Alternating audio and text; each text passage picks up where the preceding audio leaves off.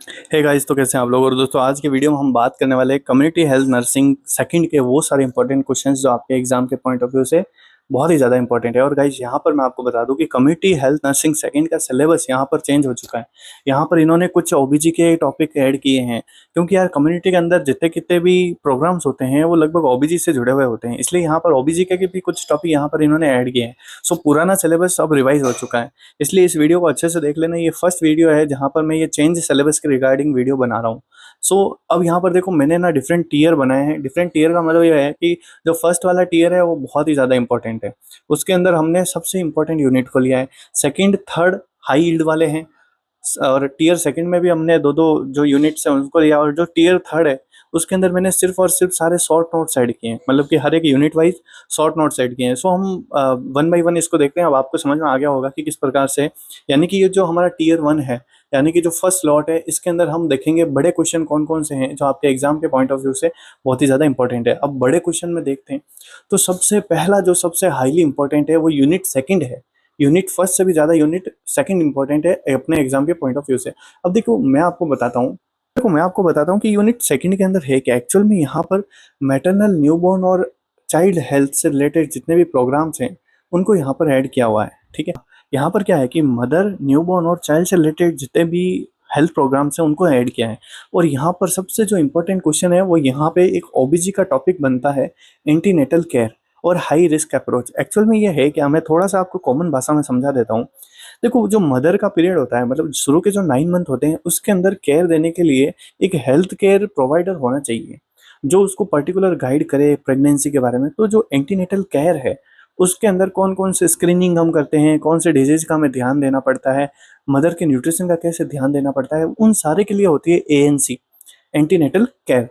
So that is very very very very important. और यहाँ पर जो आपका एक क्वेश्चन है जो फिक्स एएनसी पे आएगा, और इस क्वेश्चन को इस प्रकार से ये फ्रेम करेंगे कि पूछ लेंगे डेफिनेशन और ऑब्जेक्टिव क्या है एएनसी के, मिनिमम एएनसी शेड्यूल क्या होता है, मतलब कितने विजिट है जो एएनसी में हमें करने पड़ते हैं, देन हाई रिस्क की स्क्रीनिंग कैसे करनी है, देन कौन कौन से सप्लीमेंट्स है जो हम देते हैं, जैसे एनीमिया मुक्त भारत प्रोग्राम है वो जो वेरी इंपॉर्टेंट है, उसमें हम फॉलिक एसिड और आयरन की जो टैबलेट्स देते हैं वो सब। तो यहाँ पर एक शॉर्ट नोट्स के फॉर्म में एक क्वेश्चन आ सकता है यहाँ पर एएनसी के बारे में। सो आपको ये बहुत ही अच्छे से प्रिपेयर करना है। और यहाँ पर मैंने आपको बहुत ही अच्छे से टिप भी बता दिए हैं कि आप टेबल बनाओ, आप एएनसी के कितने विजिट है उनको मेंशन करो, आप जो डाइट है उसको मेंशन करो। सो ये आपके लिए सबसे इंपॉर्टेंट है ना। देन हम सेकंड चलते हैं। अब यहाँ पर है R M N C H A programme है, इसके बारे में एक क्वेश्चन आ सकता है, एक शॉर्ट नोट्स या बड़ा नोट्स आ सकता है जिसमें ये 5x5 कंटिन्यूम ऑफ केयर है।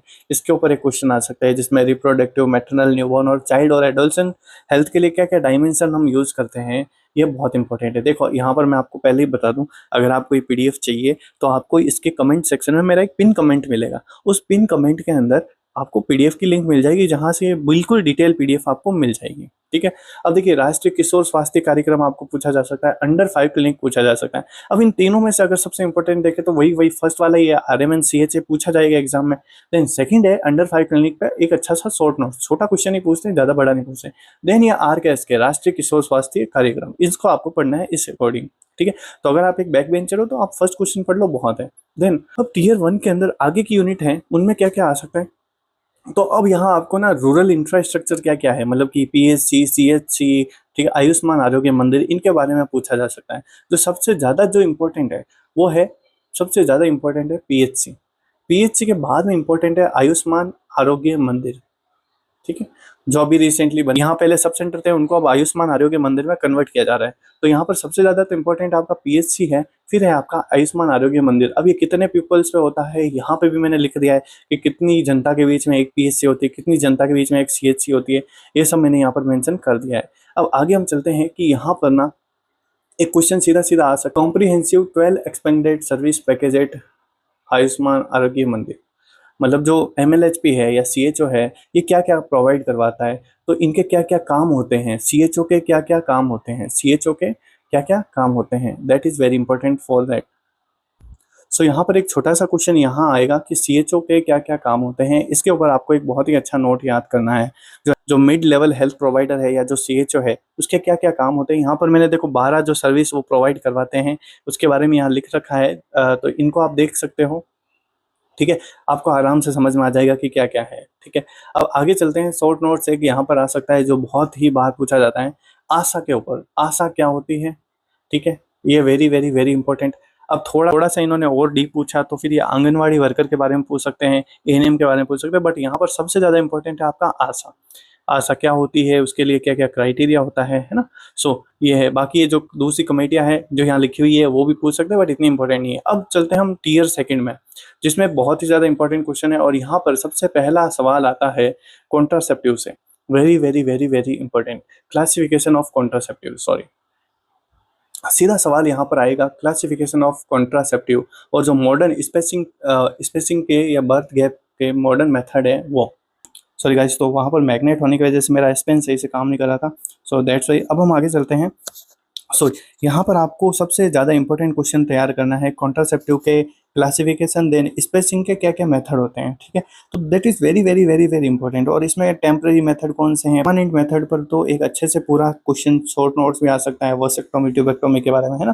तो ये कौन कौन सी चीज़ें हैं, इनके मैंने सब टॉपिक भी यहाँ पर ऐड कर दिए हैं। अगर आप ये पीडीएफ देखोगे तो आपको आराम से समझ में आ जाएगा। और यहाँ पर एक जो छोटे मोटे जो अपडेट हैं अपनी, देखो ये very very very very important है ना। ये जो छोटे छोटे अपडेट हैं वो भी यहाँ पर पूछे जाते हैं। अंतरा के बारे में पूछ सकते हैं, पोस्टपार्टम आईयूसीडी इन्फेक्शन, छाया के बारे में पूछ सकते हैं। ठीक है, सो दैट ऑल आर। और एक जो सनाया प्रेस अभी आया है वो पूछ सकते हैं। अब अगला चलते हैं। अगला क्वेश्चन आपको छोटा सा पूछ सकते हैं, डेमोग्राफिक साइकिल क्या होता है। डेमोग्राफिक साइकिल क्या होता है, एक सवाल आपको पूछ सकते हैं, एमटीपी एक्ट क्या है। एमटीपी एक्ट क्या है। ठीक है, सो ये हो गया आपका। और छोटे छोटे जो फॉर्मूला होते हैं, मतलब कि जैसे इन्फेंट मोर्टेलिटी रेट क्या होती है, मैटरनल मोर्टेलिटी रेशियो क्या होता है, क्रूड बर्थ रेट क्या होती है, इनके बारे में भी आपको एग्जाम में पूछा जा सकता है, क्योंकि आप सेमेस्टर से बिलोंग करते हो। तो सेमेस्टर में क्या छोटे छोटे सवाल भी इंपॉर्टेंट हो जाते हैं। इस वजह से ही मैं ये पीडीएफ बना रहा हूँ, क्योंकि वे यार पुराने क्वेश्चंस में मैं छोटे छोटे क्वेश्चंस आपको नहीं बता सकता, क्योंकि वहाँ पे तो क्या होता था, बड़े बड़े क्वेश्चन आते थे तो हम थोड़ा इजी हो जाता था। बट यहाँ पे क्या होता है, थोड़ा इन डेप्थ पूछते हैं, तो इन डेप्थ पूछते हैं तो भाई थोड़ा सा ध्यान रखना पड़ता है। अब देखो आगे एक शॉर्ट नोट्स, बस आपको एक शॉर्ट नोट्स पूछ सकते हैं, बायोमेडिकल वेस्ट मैनेजमेंट क्या है। वो भी ज़्यादा कुछ नेसेसरी नहीं है, बट आपको आना चाहिए। बीएमडब्ल्यू क्या होता है। बट इससे भी ज़्यादा इंपॉर्टेंट है इंटरनेशनल एजेंसीज। कौन कौन सी इंटरनेशनल, देखो मैं दो नाम ले रहा हूँ, एक तो है इंटरनेशनल एजेंसी, एक होती है नेशनल एजेंसी।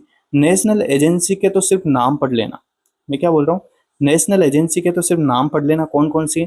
इंटरनल एजेंसी के नाम भी पढ़ना, और उसमें डब्ल्यूएचओ और यूनिसेफ, इसको बहुत ही अच्छे से इन डिटेल पढ़ लेना। डब्ल्यूएचओ का तो फिक्स क्वेश्चन है कि आना है। डब्ल्यूएचओ, डब्ल्यूएचओ फिक्स क्वेश्चन है, आना है डब्ल्यूएचओ। ठीक है, सो यहाँ पर ध्यान रखना। और रेड क्रॉस सोसाइटी के बारे में भी अलग से कभी कभी शॉर्ट नोट्स आ जाता है। तो ये तीन चीजें तो आपको पढ़नी है, मतलब कि यूनिसेफ, डब्ल्यूएचओ और रेड क्रॉस सोसाइटी। अब आगे चलते हैं। अब थर्ड ईयर है। अब ये थर्ड ईयर है जिसके अंदर छोटे छोटे शॉर्ट नोट्स हैं, जैसे कि भाई आपको स्टैंडिंग ऑर्डर क्या होता है उसके बारे में पूछ सकते हैं। ठीक है, इसके क्या क्या मतलब डेफिनेशन होती है। ऑक्यूपेशनल हेल्थ और ईएसआई एक्ट, ईएसआईसी का जो एक्ट है उसके बारे में पूछ सकता है। शॉर्ट नोट्स आ सकता है कि भाई ये क्या होता है, किस प्रकार से इसको, ठीक है, जेरियाटिक केयर, बुड्ढों के अंदर कैसे केयर करते हैं, तो ये आ सकता है। कम्युनिटी मेंटल हेल्थ को कैसे मैनेज करना है वो आ सकता है। इसमें टेलीमानस के बारे में आपको पूछ सकता है ना। ये सब अपडेटेड चीज़ें हैं। डिजास्टर मैनेजमेंट की क्या क्या टेक्निक्स होती है, ट्रायल्स क्या क्या होता है, ये वो बहुत इंपॉर्टेंट है। ठीक है, then integrated disease surveillance project क्या है, इसके बारे में आपको पूछ सकते हैं, बहुत इंपॉर्टेंट है। ठीक है, तो ये है। अब यहाँ पर कुछ गोल्डन टिप है जो आपको देखो बता रखे हैं कम्युनिटी में कैसे क्या लिखना होता है। तो देखो जो भी बड़े क्वेश्चन होते हैं उसमें ये सारी चीज़ें ये सब ऐड किया करो, मतलब डेफिनेशन से स्टार्ट करो, उसके एपिडेमोलॉजी लिखो, नेशनल मैग्नीट्यूड नाम से टॉपिक दो, क्लासिफिकेशन बताओ, डिटेल मैनेजमेंट बताओ, प्रोटोकॉल बताओ, गवर्नमेंट ऑफ इंडिया कैसे काम कर रही है, कम्युनिटी हेल्थ नर्स का क्या रोल है, इसको प्रोमोटिव, प्रिवेंटिव, क्रिएटिव और रिहेबिलिटेटिव तरीके से लिखो। ठीक है, ये सब कैसे लिखना है, इससे रिलेटेड जितने भी इंपॉर्टेंट वीडियो है जो मैंने पहले डाल रखे हैं मैं इस वीडियो के कमेंट में ऐड कर दूंगा। फ्लो चार्ट हमेशा बनाया करो, कम्युनिटी में बहुत ही मजा आ जाएगा। जो भी प्रोग्राम्स होते हैं उनके एक्रोनिम्स हैं उनको मेंशन किया करो, बहुत ही ज़्यादा इंपॉर्टेंट है। और यहाँ पर देखो कुछ प्रोग्राम है जिनके नाम में यहाँ पर मैंने बता रखे हैं, इनके फुल फॉर्म तो देख लेना और इनके की ऑब्जेक्टिव देख लेना। टाइम मैनेजमेंट सबसे इंपॉर्टेंट है। कम्युनिटी में हमारे पास बहुत टाइम होता है लिखने का, बट अच्छे से प्रेजेंट करने के लिए बहुत ही अच्छा हमें मतलब समझना पड़ता है कि कम्युनिटी क्या है, कम्युनिटी कैसे हमें मैनेज करनी है। ये जो सारे टॉपिक है आपके कम्युनिटी हेल्थ नर्सिंग सेकंड के लिए सबसे इंपॉर्टेंट टॉपिक हैं।